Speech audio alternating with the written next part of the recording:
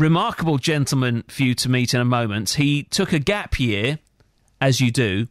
It lasted a decade. Sounds good, doesn't it?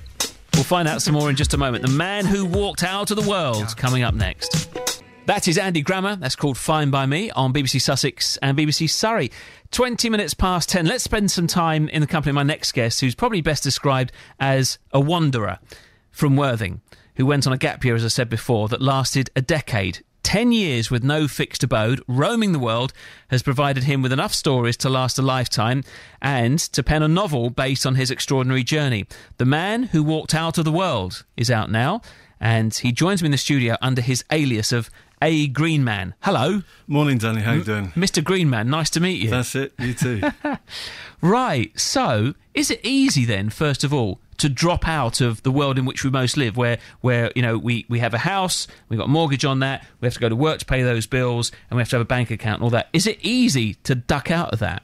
I think if you make your mind up to do it, and you're certain you're going to do it, then just go ahead until you get there. Is that what you did? Yeah, I just decided, and once I kind of saw the image of this, I was just kind of watching it in my mind's eye, thinking I could actually do this. You know, I could actually disappear for a year. What was your motivation for that? Why did you want to go and do that? I struggled to manage in the rat race, really. It was just it's like getting so fast. I had a business, I was building sculptures and furniture. And I kind of thought, well, hang on, this is crazy. You know, I'm just paying out all the time. What about if I took some of my trades with me? You know, I could work with wood as I went round. I used to like bikes quite a lot, so I could do up bikes and, you know, buy bikes abroad and tour, this kind of thing. And, you know, I didn't know how well it would go, but when I head off to Brazil and built a treehouse and moved into it, I kind of thought, well, I could do a few more years of this, you know. Okay, well, hold that thought about the treehouse. What were you leaving behind? So did you close down the business? Did you sell the house? Yeah, I sold the goodwill of the workshop I had, 4 tons of driftwood. I sold everything I owned. I didn't have property at the time. I paid off all my debts, and I was left with 700 quid. To start your journey? That was it. Family, friends, just... They didn't come. They were all still here, but they were a bit worried, you know, because they said, you know, how long are you going to be gone? I said, I've got no idea, a year or 10. And it turned out to... I came back every year or 2, but it turned out to be 10 years. I was having wild wanderings. Okay, so with your 700 quid, where did you go first? I went into the mountains of Bahia and stayed in, which is a kind of mid-state of Brazil, and stayed in a community. Well, you just wander up one day and go, hi. No, it was strange. It was when the internet had just really been born in 2000, and I just did my first Google search. I just put community in Brazil. First one that came up, I just gave them an email. And they said, you stay here, it's £1 a day, and you just have to help out. So I got into this idea that you could actually do bits of work wherever you were in exchange for your bed and board and things. So very much back to an old way of living. Yeah, it's been a really simple 10 years. In fact, when I did finally try and walk back into the world, I couldn't use a computer properly or cash point cards, or I still haven't got a mobile phone, you know. Really? So, and were people quite accepting of you then because they were living a similar lifestyle to the one you wanted to follow? Yes, abroad they are, because there's just millions of people out there who lead a really simple life, and the problem really lies when we're back in the south of England, and quite often people don't believe that you can be in the wild, be in a forest or a community or a farm in India or Brazil or New Zealand, and let months pass by with hardly seeing a soul, you know. And it's just something I wanted to do, to see how much could I simplify life, you know, how much do I really need. So you built a tree house. Now, the planning permission, how much did that have to go through?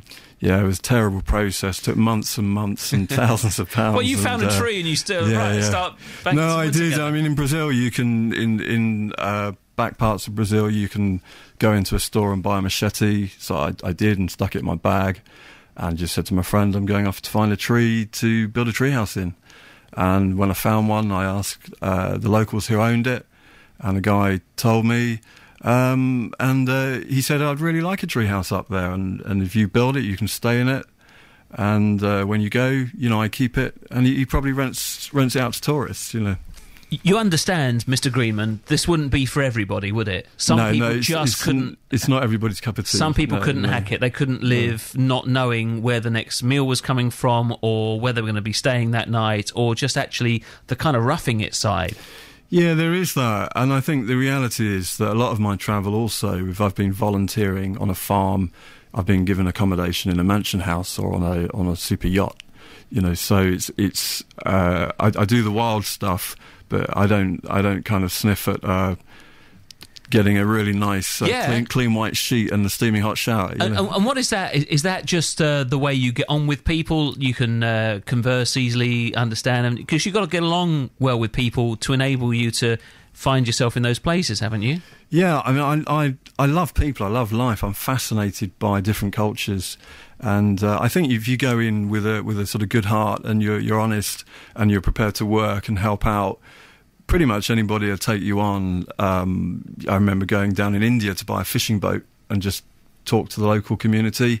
In the end, bought a boat and kind of just moved on to it, So you lived on the boat, fished for your food? Yeah, I did go out fishing, sell it at the market. And the newspapers came then and did a story on it. Even for them, it was a bit far out, yeah. And you were saying before we started that you had a bicycle in India as well. So what was the experience of cycling, as we're talking about cycling today? Yeah, no, it's mad, because you can buy a new bike there for £15, these sit-up and beg bikes. And I knew that the boat area was Kerala in the south, and I was in the north of India. So I thought, well, just start heading south. I didn't take a map. I didn't have a backpack or anything. I just had a toothbrush and passport, and I think then I had £400. And I just started cycling south and just calling into little villages and things. And these are the sort of things I put in the book. But as you mentioned earlier, it reads like a novel. It's not a kind of I did this travel book with photos. Because that oftentimes is only of interest to yourself. Yeah, no, I mean, they're okay, those books, but I mean, some of these experiences are simply too good to be true. My fishing boat got hit by the tsunami, so destroyed. Well, pretty much, but we got it back. So when I started writing this book, I was kind of seeing it playing before me like a film. I was watching all the things I'd done, taking notes. So I sort of wrote it like a novel, and I just had to get all these stories out because they're too good to keep to yourself. And there were just so many, Because we'll break for some music and chat a bit more in a second, if that's okay, and find out some more about your journey. But people would perhaps be just quietly jealous of you because they think, I would love to do that. It sounds very idyllic, but I could never give up the things that I treasure. I don't want to give up my flat screen plasma TV or whatever they are. I stuck mine on the Friday ad yesterday, and so that I could not enjoying the Olympics then. Get another bike and go off somewhere. Actually, there you go. So look out for Mr. Greenman's TV in the Friday ad. Okay, we'll chat some more in a second. By the way, if you want, if you have a question for Mr. Greenman while you're here, give us a call 08459 570057. It sounds like an incredible story, an incredible 10-year journey as well. We'll chat some more in a second. The man who walked out of the world. More in a tick on BBC Sussex and BBC Surrey. Saturday Breakfast.